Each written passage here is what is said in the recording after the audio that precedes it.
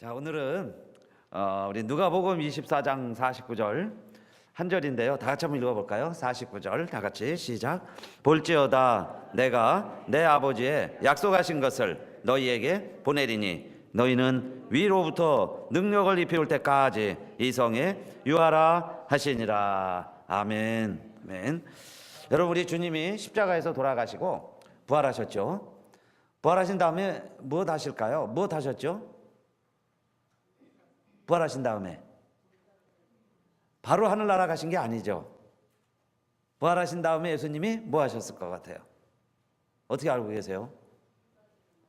네. 너무 쉬운 질문을 어렵게 하니까 당황이 되시나요? 예수님이 3일 만에 부활하신 다음에는 많은 제자들을 만나시는데 며칠 동안 이 세상에 더 머무세요? 40일간 더 머무시게 됩니다. 그리고 10일 지나서 이제 승천도 하시고 그리고 하늘로 올라가시는 그 주님, 승천하실 때 그 주님이 약속하신 게 있어요. 하늘로 제자들 올라가는 걸 쳐다보면서 하늘에 올라가시는 주님이 직접 이야기하셨죠. 그게 오늘 누가복음이에요. 마지막 절까지가 53절인데 우리 49절 한 절만 읽었죠. 자, 그런데 약속하신 것을 너희에게 보내리니 그랬습니다. 너희는 위로부터 능력을 입혀올 때까지 이 성에 유하라 그랬어요. 그래서 제자들이 지금 기뻐서 늘 성전에 모여서 기다리고 있죠. 성전에서 하나님 찬양하고 우리처럼 성전에 모여서 자, 주님이 이 성을 떠나지 말고 예루살렘을 떠나지 말고 기다리라 그랬습니다. 그러면 누가복음까지 읽을 때는 그 기다리라는 게 무엇인지 모르겠죠. 뭘 기다리라고 그랬어요? 예수님이 내가 하늘로 올라가시면서 너희들 여기 기다리고 있어라 그러셔요. 그리고 하늘로 올라가셨다 그 이야기입니다. 하늘로 올라가셨죠? 그래서 누가복음까지는 하나님이 이 땅에 오셨고 예수님 탄생 사건부터 시작을 해서 십자가에 돌아가시고 부활하시고 승천하신 것까지 복음서에 다 동일한 내용이에요. 마태, 마가, 누가, 요한복음까지 내용은 다 뭐예요? 예수님이 이 땅에 오셔서 승천하실 때까지의 내용을 기록한 겁니다. 그러면 예수님이 자, 이 성에 유하라 그랬어요. 오늘 제목이 이 성에 유하라입니다. 이 성에 유하라. 예루살렘에 머물라는 거예요. 어느 때까지 머물라 그랬어요? 아버지의 약속하신 것을 너희가 받을 때까지 내가 너희에게 보내리니 너희는 이 능력을 입을 때까지 이 성에 유하라 그랬습니다. 자, 그런데 누가복음을 기록한 사람은 누굴까요? 누가입니다. 누가복음을. 그러면 사도행전은 누가 기록을 했을까요? 사도행전은 누가가. 그러면 누가복음은 누가 기록했어요? 누가가. 사도행전은 누가 기록했어요? 누가가.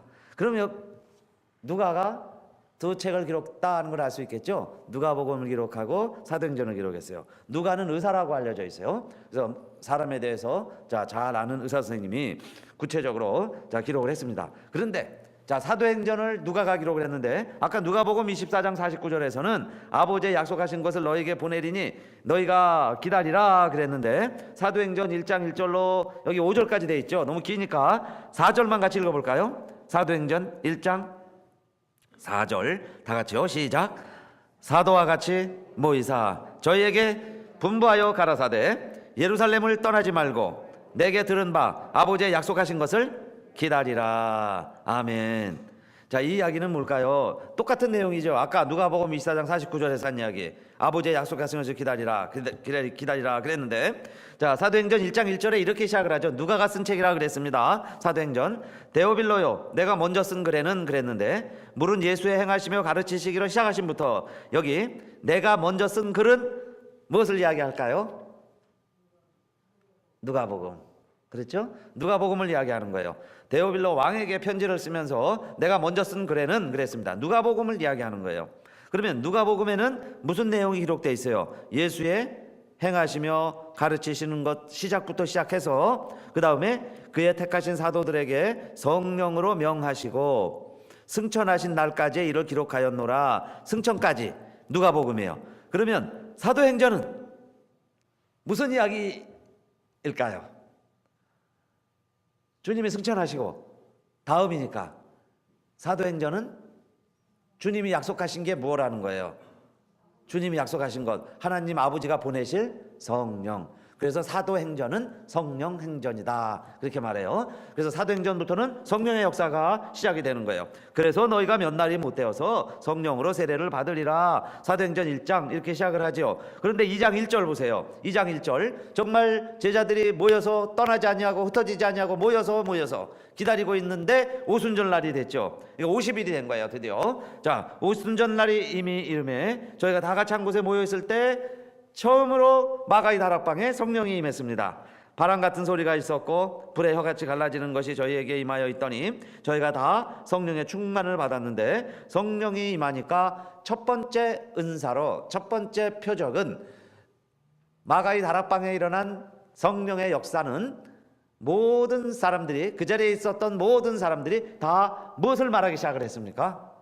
방언을 말하기 시작을 했다 그랬어요. 방언의 역사가 첫 번째 성령의 역사의 표징이 됐어요. 물론 불 같은 것, 바람 같은 그런 성령의 역사를 다 경험을 했지만은 모든 제자들에게 공통적으로 나타나는 현상은 방언이었다 그랬어요. 그래서 이 방언은 다 서로 못 알아들을 수 있는 방언도 있지만은, 그러나 사도행전에서 하는 방언은 거기 이제 많은 외국에서 온 사람들이 같이 모여 있었는데 그 사람들이요, 이상한 역사가 일어난 거예요. 다 자기네나 말을 해요. 로마에서 온 사람 로마 말, 히브리에서는 히브리 사람, 뭐 예를 들어서 일본에서 왔다 일본 말, 한국에서 왔다 한국 말, 각자 자기 말을 하는데 말은 다 달라요. 외국어를 하는데 알아듣기는 다 누구 말로 알아듣느냐? 자기네 나라 말로 알아듣기 시작을 하는 거예요. 그러니까 말하는 사람이 다 다른데 다 알아들어요. 저기서 막 소련 말로 해도요, 여기서 물 갖다 달라, 밥 갖다 달라, 쉬자 하는 소리로 다 알아들어요. 그게 방언의 최초의 역사예요. 그런데 하나님이 왜 성령이 처음으로 임하셨을 때에 방언의 사건을 일으키시고 허락을 하셨을까요? 왜 방언 역사가 일어났을 것 같아요? 언어가 통일됐다는 이야기예요. 오히려 방언해서 못 알아듣는 말이 아니라 사도행전 2장의 방언의 역사는 알아듣는 말이 된 거예요. 각기 다 달랐던 언어들이 다 통일이 돼가지고 서로 다 의사소통이 되더라 이야기. 한 마음이 되었어요. 서로 다 무슨 뜻인지 알아듣게 됐어요. 그게 역사죠. 놀라운 역사예요. 이것은 무엇과 대비되는 사건일까요? 구약의 창세기 11장의 바벨탑 사건.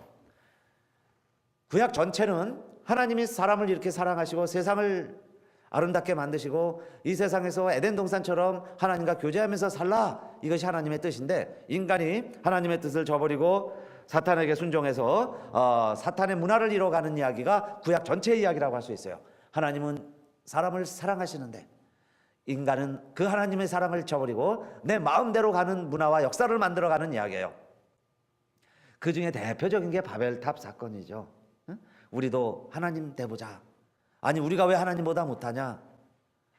돌이 부족하면 우리 인간의 노력으로 집과 진흙을 가져다가 벽돌을 만들어서 대를 쌓고 높이 올라가면 하나님을 만날 수 있을 것이다. 그 내용 속에는 우리도 하나님이 돼보자, 그런 마음이 있는 거예요. 그래서 바벨탑을 쌓다가 하나님이 흩으신 것이, 그래서 언어가 이렇게 달라진 거예요. 그래서 여러분, 우리가 이렇게 영어 때문에 고생하고, 그죠? 외국어 때문에 고생하고 그렇게 됐다는 거예요. 그런데 성령이 역사하시니까 방언을 하기 시작을 했다. 그 이야기는 뭐냐면, 성령이 역사하실 때 여러분, 하나님 없이 살아가던 온 인류가 겪어야 할 아픔과 고통과 시련과 의심, 분열, 싸움, 결국은 죽음, 멸망이라는 게 있어요.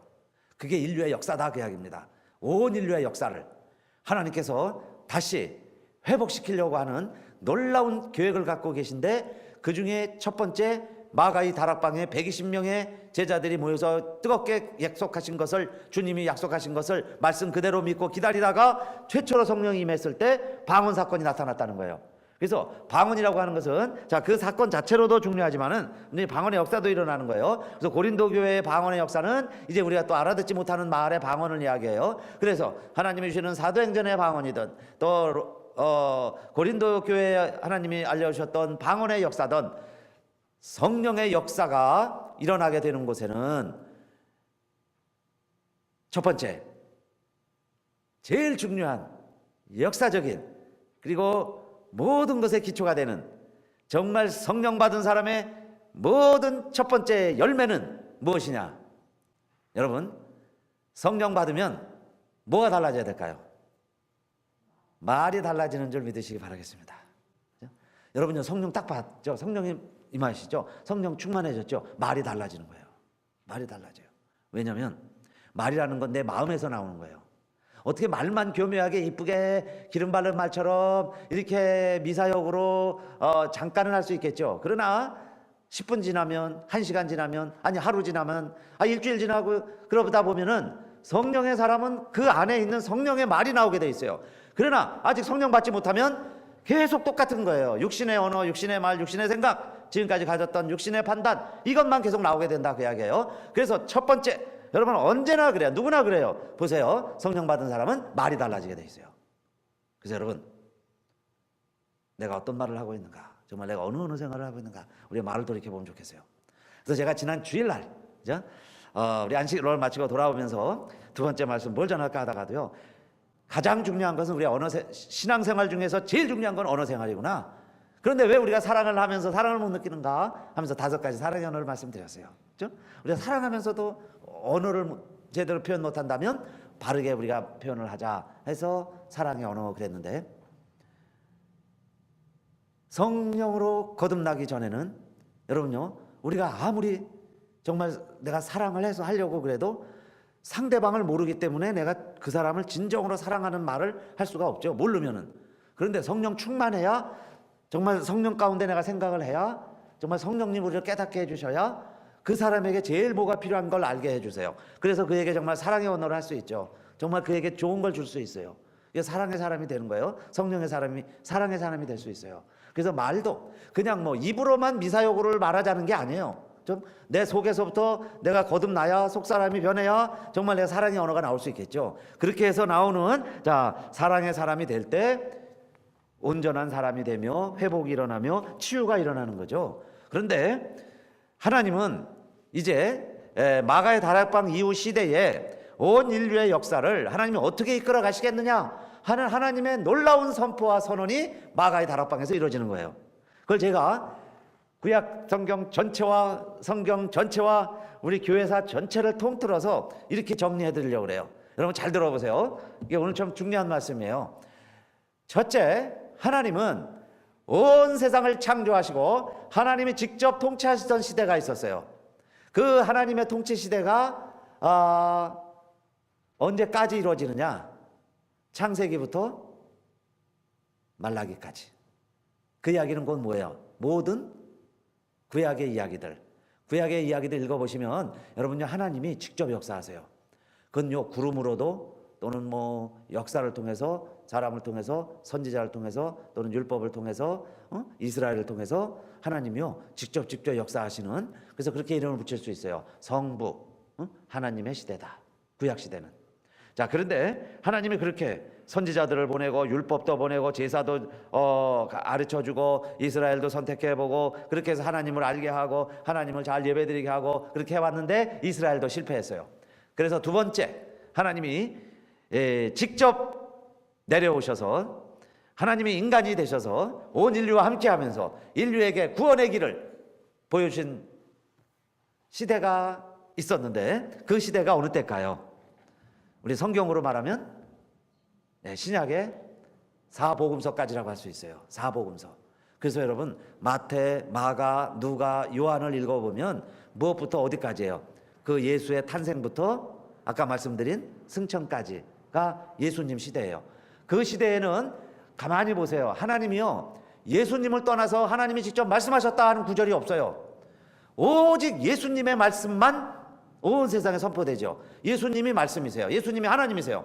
그 예수님이 활동하시던 시기에는 하나님이요 직접 뭐 누구에게 얘기했다, 누구를 들었었다 이런 얘기가 전혀 없어요. 선지자도 없어요. 그죠? 오직 예수 그리스도 한 분만 통해서 하나님 말씀하시고 세상과 관여하셨어요. 그러니까 그 시대에는 예수님 없이는 하나님 알 길도 없었던 거예요. 그러니까 너희가 나를 보았건 어째 아버지를 보이라 하느냐? 하나님이 나타나신 거예요. 하나님 직접 보여주셨어요. 그게 예수님 시대예요. 성자, 사복음서 시대 이야기입니다.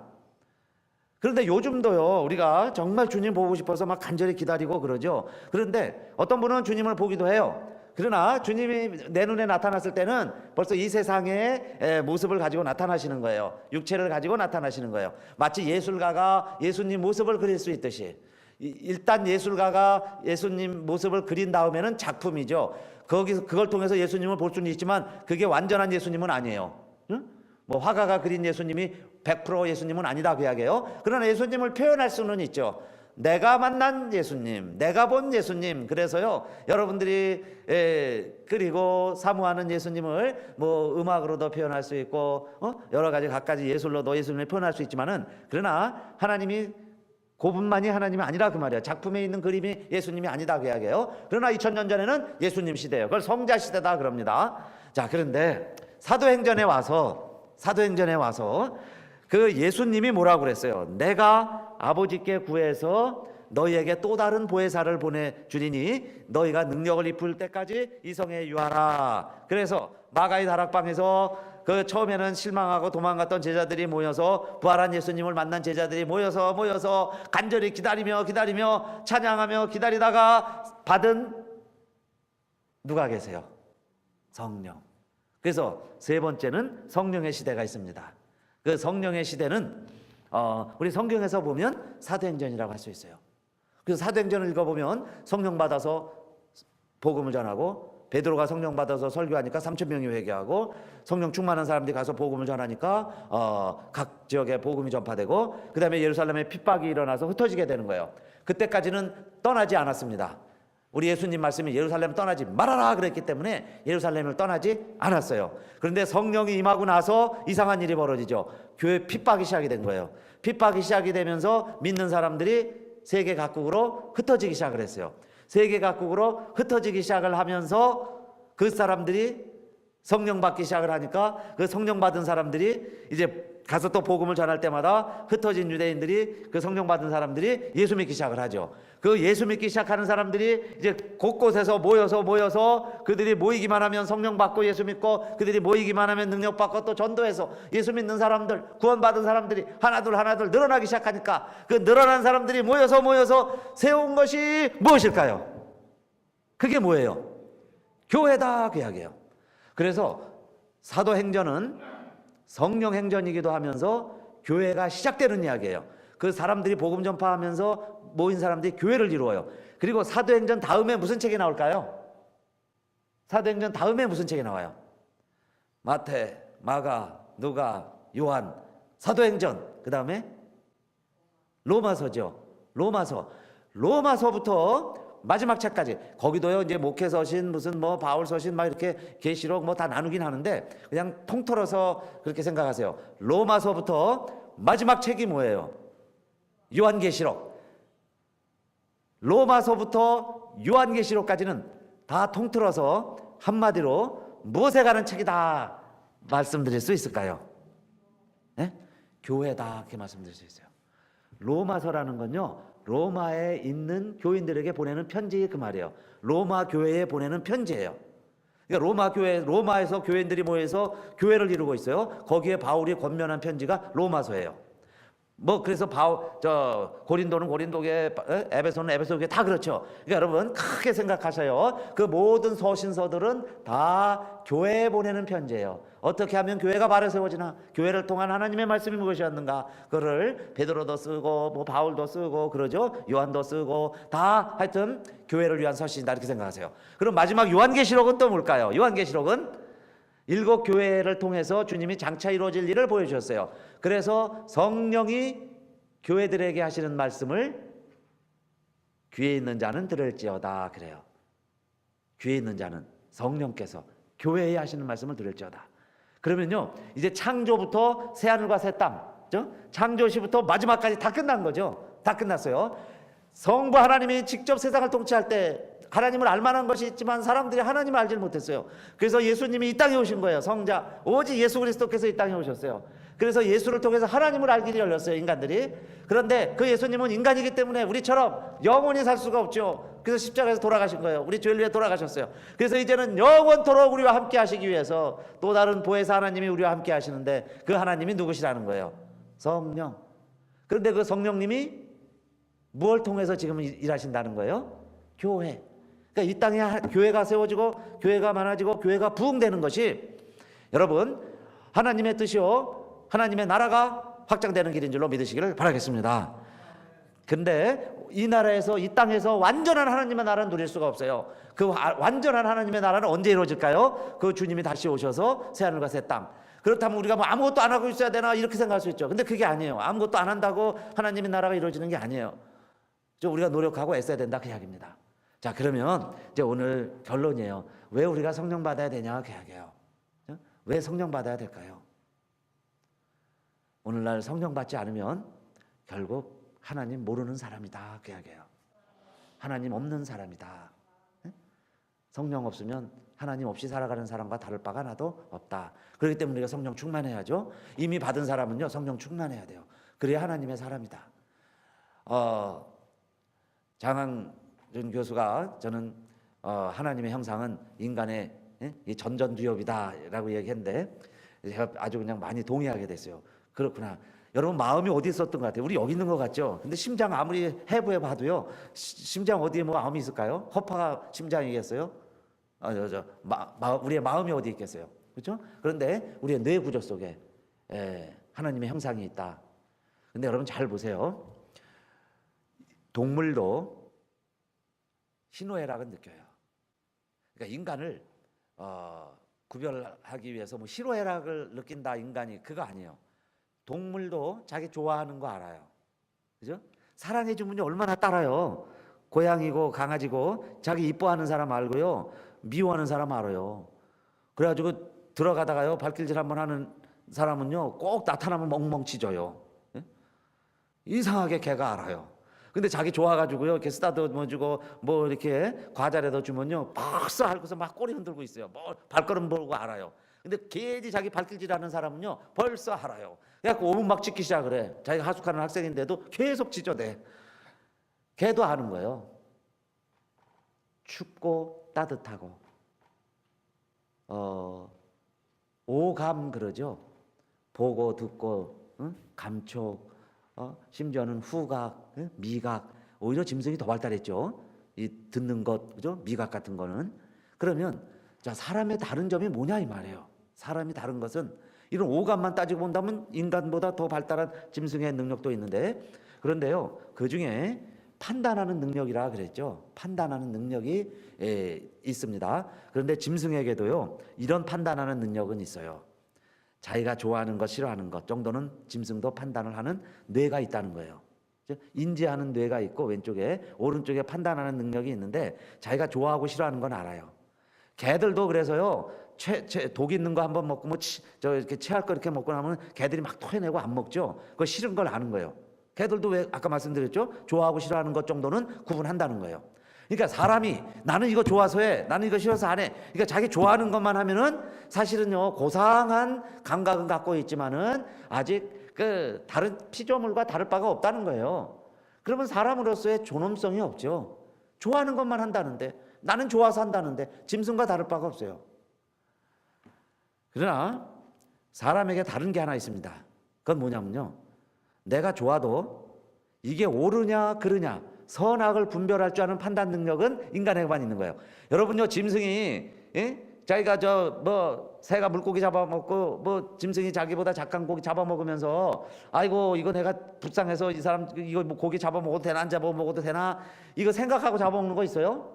오직 이들의 기준은 뭐겠어요? 짐승의 기준은 배고프면 잡아먹는 거예요. 양육강식. 선악이 없어요. 그러니까 사람도 선악을 구분하지 못하면 짐승 같다 그러죠. 옳고 그름을 분별하지 못하고 살아간다면은 사실은 짐승과 다를 바가 없는 거예요. 자기 좋은 대로만 행동하면은 짐승과 다를 바가 없죠. 그러니까 힘세니까 그냥 마음대로 그런 사람이나 그죠? 짐승이나 다를 바가 없다고 이야기해요. 그래서 사람이 이런 판단하는 능력이 있는데 아까 첫째는 좋고 싫고예요. 그거는 짐승에게도 있다는 겁니다. 그러면 최소한 우리 인간에게는 선악을 구분하는 마음은 있죠. 왜 인간이 선악과를 따먹기 때문에 선악을 구분하는 마음이 우리에게 생겼다고 이야기해요. 그래서 여러분 악하다 그러면 하지 말아야죠. 선한 것을 추구해 가는 거예요. 우리에게 있는 본능이에요. 그건 인간으로서 본능이에요. 선악 정도는 구분할 수 있습니다. 자 그러나 세 번째 선악만 구분해서 살아간다 그러면 우리 예수 믿는 사람 안 믿는 사람 다를 바가 없죠. 그죠? 그러면 세 번째, 우리가 판단해야 될 기준이 하나 있습니다. 그건 뭘까요? 하나님이 기뻐하실까? 기뻐하시지 않을까? 그런데 우리가 하나님을 다 할 수가 없다고 그랬죠. 그래서 이 교회 시대에 성령 하나님이 이 교회에 주신 기준이 하나 있습니다. 매뉴얼이 하나 있어요. 내비게이션을 하나에 우리에게 주셨어요. 하나님이 우리에게. 그게 뭐겠어요? 네? 성경, 하나님 말씀. 그걸 가지고요, 내가 이걸 해야 되나 말아야 되나 판단하는 기준이 있습니다. 그걸 뭐라고 그래요? 영적이다 그래요. 그래서 일반 세상 사람들도 이런 영혼의 세계를 인정하는 거예요. 영혼. 네? 그러니까 그 영혼의 세계는 우리 사람에게는 누구에게나 그 지분이 있어요. 그 뇌 구조에 지분이 있는데 그곳에 그거를 채우지를 않으면은 판단 능력이 없어지는 거예요. 그러니까 영적인 부분은 내가요 애쓰고 노력하지 않으면, 아까 우리 사랑의 언어도 외국어처럼 배워야 된다고 그랬죠. 노력해야 되는 것과 같이 성령은 내 안에 성령이 있느냐 없느냐에 따라서 그 사람이요 앞으로 성령 충만한 성령의 사람으로 발전하느냐, 그렇지 않으면 성령이 아예 없으면은 그 다음부터는 이 사람은 영구히 그냥 육체를 가지고 있는 그냥 짐승보다 나은 것은 선악이나 분별하면서 살아가는 존재로 살아가는 거예요. 그러니까 내가 반드시 성령 받고 성령 충만해서 성령으로 새로운 피조물이 된다는 이야기는, 자 여러분, 내가 성령으로 거듭나야 된다 그러는데 내가 성령으로 거듭나면 무슨 뭐 혈액형이 바뀌나요? 내 기질이 바뀌어요? 성령 충만하면 키가 좀 크고 뭐 성령 충만하면 갑자기 내 몸에 변화가 일어나는 게 아니에요. 그런데 하나님이 보실 때는 우리의 모든 판단 기준이 이제는 성령 받은 사람과 성령 받지 않는 사람은 하늘과 땅처럼 뭐든 생각하는 게 천지 차이 완전히 달라지는 줄로 믿으시기 바라겠습니다. 그걸 가리켜서 뭐라고 그래요? 성령으로 거듭났다 그러는 거예요. 성령으로 거듭났다. 그러면 거듭났다는 게 뭐예요? 뭐 물에 들어가도 안 뜨겁고, 아니 물에 들어가도 안 죽고 불에 들어가도 안 타 죽고 막 이런, 어떨 때는요 감정적으로는 그렇게 돼요. 그죠? 막 불 같아. 그래서 저도 이번 기도원에 가면서요, 우리 마석기 은혜 기도원에 있는데 불 세례를 하는 막 불 하는 목사님이 한번 왔다 가셨어요.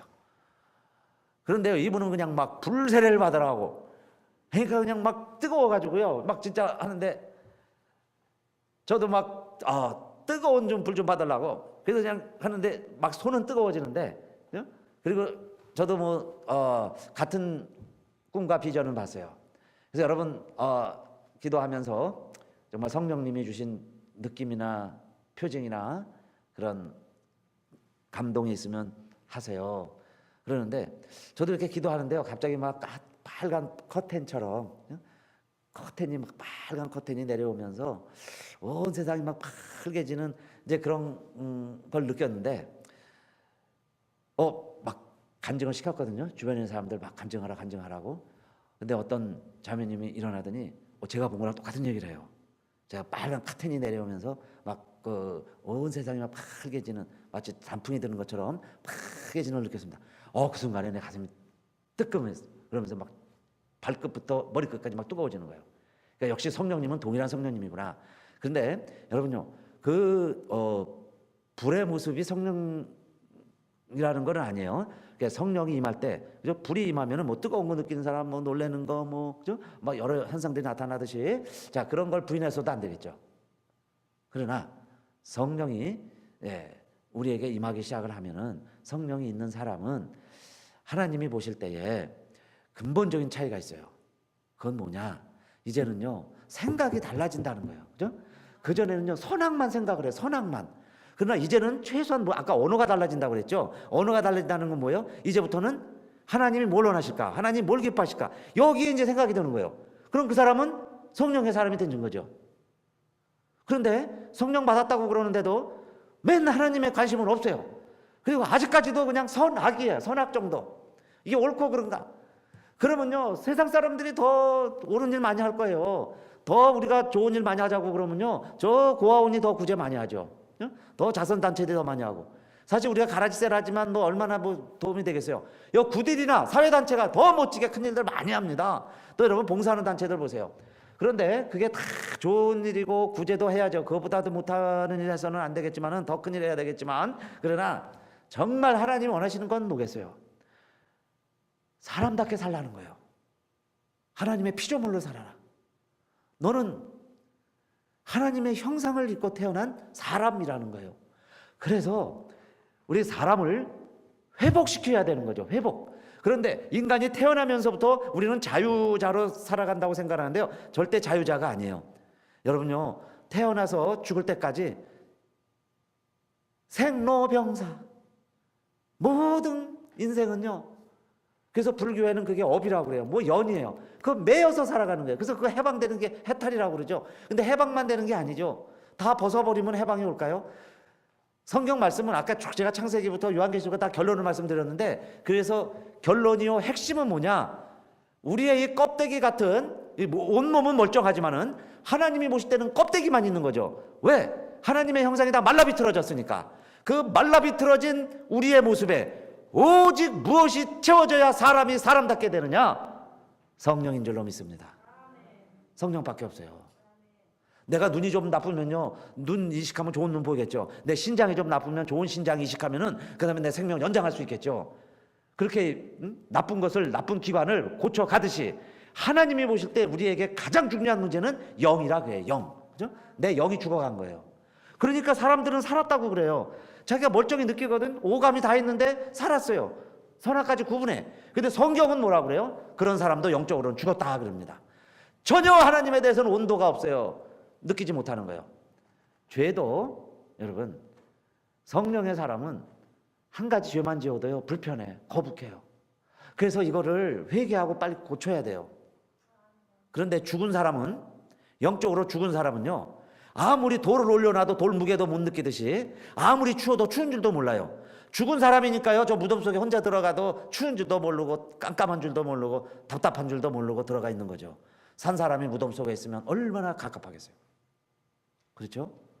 그 무덤 속에 들어가 보면, 한번 관 속에 들어가 보면, 그래서 신학교 4학년 때는요, 우리 수업 시간에 관 하나 갖다 놓고 관 속에 한번 들어갔다 나와요. 내가 그 속에 들어있다면 살아있기 때문에 답답한 거예요. 살아있으니까. 그러니까 죄를 짓고 잘못을 하고 있으면요, 답답함을 느껴야죠. 그러면 그 사람은 성령의 사람이에요. 그런데 죄를 짓고도 나쁜 짓을 하고도, 그죠? 정말 하나님이 기뻐하시지 않는 일을 하면서도 내 마음에 조금 더 가책이 없고 조금 더 발전이 없고 조금 더 나아짐이 없다면은, 그러면 그렇게 생각하세요.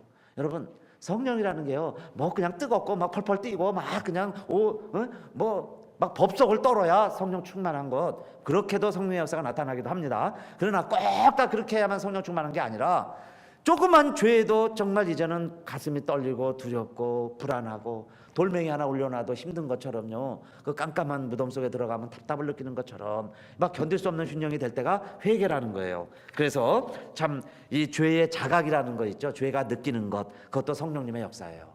그렇죠? 성령이 계시면 죄가 자각이 돼요. 그래서 어떻게 해야 될까요? 참된 회개가 일어나겠죠. 늘 회개하는 거예요. 근데 꼭 남을 회개하라고 그러는 사람도 있어요. 남 보고 회개하라고. 그런데 성령의 충만함은 물론 남도 보이죠. 그러나 정말 내가 성령 충만하면 남들이요, 불쌍히 여겨지지, 긍휼히 여겨지지, 정죄하고 판단하지는 않아요. 그냥 긍휼히 여겨지는 마음이 드는 거예요. 그게 엄마의 마음이죠. 무작정 그러고 기다리는 거예요. 그게 아버지의 마음. 형들은 기다리다가 말아요. 심지어는 그 동생이 왔음에도 불구하고 투덜투덜거려요. 그거 다 왜 그래요? 선악 기준 때문에 그러는 거예요. 선악만 고도로 발달해가지고 아버지의 재산을 다 탕진했다. 집안 망신시켰다. 저렇게 패가 망신하고 돌아온 아들, 내 형제 하기에는 내가 부끄럽다. 이게 다 선악만 남아있는 거죠. 그 은혜라는 게 없는 거예요. 성령이라는 게 없어요. 그렇기 때문에 판단하는 기준만 앞서 있죠. 그러나 아버지의 마음은 뭐예요? 돌아오니까 기쁜 거죠. 그렇죠? 돌아왔으니까 감사하고.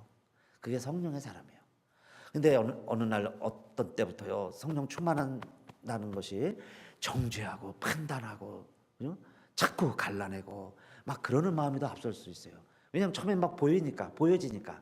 그런데 더 성령 충만해야죠. 더 성령 충만해서 정말 이제는 집 나간 아들이 그리워지고, 그 아들이 돌아오면 극렬한 마음이 들고, 그래서요 우리 교회가 정말 성령 충만한 교회가 되고 우리 성도님들 다 성령 충만하시기를 바라겠습니다. 그래서 성령 충만하지 않으면 그건 사람들만 모이는 거예요. 그래서 교회의 역사는 성령의 역사다. 그러니까 교회가 그렇게 나가야 되는 거예요. 교회는 그러니까 성령 충만한 사람의 이야기가 교회의 중심, 의결, 결정, 모든 판단, 리더, 주인공이 돼야 되겠죠. 그걸 가리켜서 살아있는 교회다 그러는 거예요. 살아있는 교회다. 작지만 강한 교회다 그러는 겁니다. 그런데요, 연조, 그죠?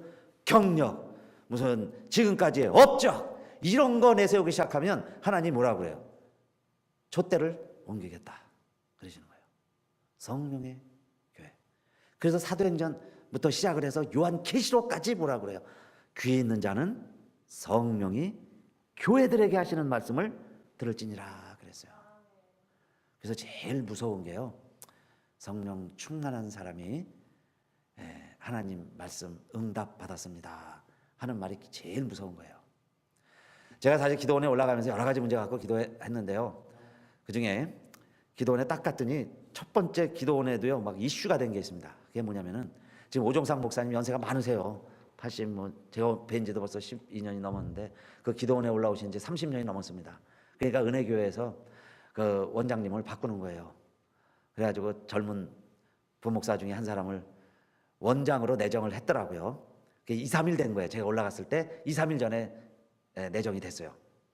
그래가지고 기도원에서 함께 일하고 있는 전도사님들 그 스태프들이 막 부글부글 거리는 거예요. 막 은혜교회 찾아가겠다, 뭐 담임 목사님을 만나야 되겠다, 막 부글부글거리면서 그 오정상 목사님도 이렇게 말씀하시다 저렇게 말씀하시니까 너무 놀라셔가지고 31년 있었던 교회 기도원이니까 그러면서요 하나님이 나는 이제 모세처럼 손들고 기도하라고 나를 맡기셨습니다. 그러면서 하다가도 또 늙으니까 아무 쓸모가 없어갖고 내가 이렇게 또 이렇게 버림받는 것 같습니다. 그런 섭섭한 표현도 하시고, 제가 그런 걸 있으면서 우리 교회 문제도 같이 기도했던 겁니다.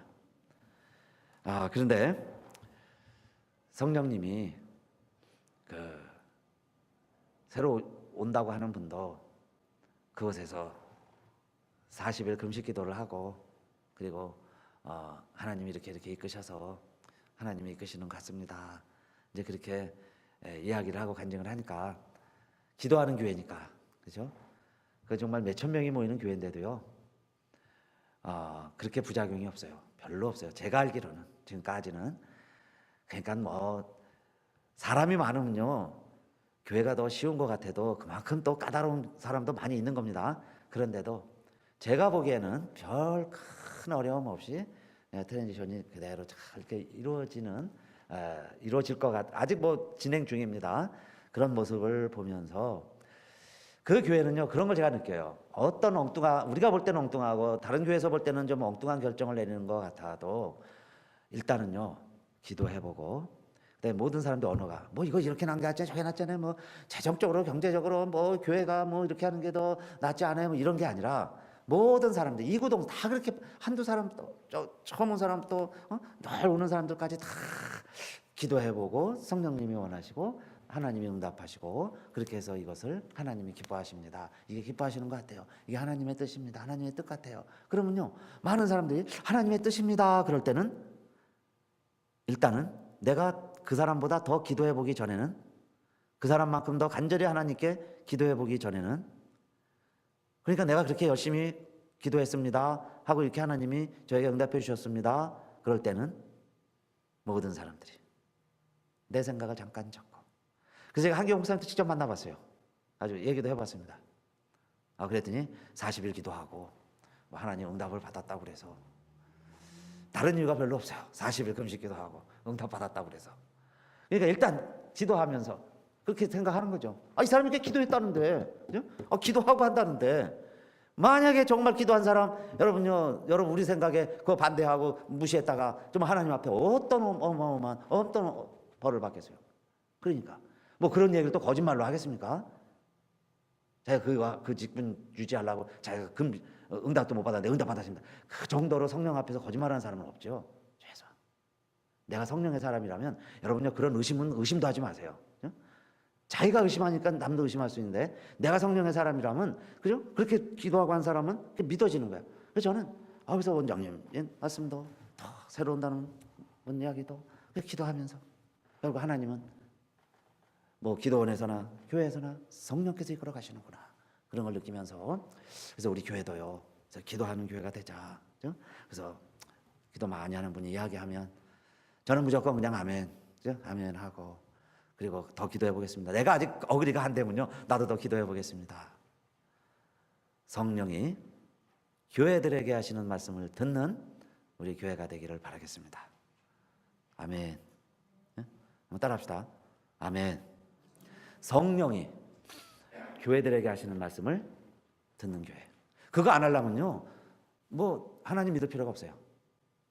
성령이 하는 말씀을 안 듣는데 뭐하러 교회를 들어요? 교회 봉사하겠습니까? 그러니까 정말 성령님이 나에게 말씀하신다면 나는 죽을 각오도 하겠습니다. 그죠? 성령님이 역사하시면 나는 순종하겠습니다. 그러면서 이제 여러분, 우리 뇌 구조 속에 성령의 자리가 이제 고갈돼 버렸어요. 메말라 버렸던 우리들에게 자꾸 이제, 그래서 우리 성령의 말씀, 우리 찬양도 하고 기도도 하려고 계속 말씀마다 때마다 그거 주장하려고 그래요. 그리고 우리 감사절도 성령 충만과 감사해요. 그러니까 성령 충만해야 모든 게 해결되니까. 성령 충만한 교회를 위해서. 그래서 성령 충만한 사람이 한 사람 한 사람 열매가 나타나게 해주세요. 제가 그렇게 개인적으로 기도하고 있습니다. 우리 교회에서도요, 어느 일꾼이 필요하냐?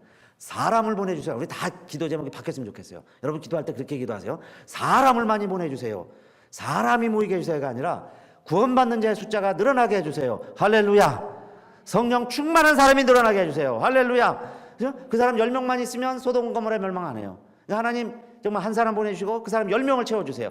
10명이 차면 여러분요, 기적이 일어납니다. 기적이 일어나요. 괜히 구걸하면서 다닐 필요 없어요. 업신여긴 당하면서요, 교회 한번 나와주세요, 그럴 필요 없어요. 우리가 성령 충만하면 벌써요, 내가 알고 가족이 압니다. 교회가 알게 돼 있어요. 그러니까 우리 자신이 먼저 하나님 앞에 기도합시다. 하나님, 정말 내가 성령 충만하게 해주세요. 내 모든 생각과 뇌 구조까지 성령으로 충만해서 모든 판단 하나님이 하시는 대로, 하나님이 원하시는 대로 나는 순종하겠습니다. 그런 사람이 되게 해주세요. 특별히 수요일까지 오시는 여러분, 수요일 날도 와서 예배 드시는 우리들, 성령 충만하시기를 바라겠습니다.